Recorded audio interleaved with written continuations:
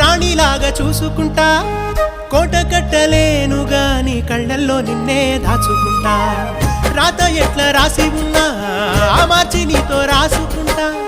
స్వర్గమంటూ ఉన్నదంటే అది నీతోనే ప్రతిరోజు పంచుకుంటా నిన్ను గన్న మీ నాన్న కన్నా లారు ముద్దుగా సాదుకుంటా నీకు కోపం వస్తే కొంత దూరం ఉంటా నువ్వు గీత గీస్తే నేను దాటనంట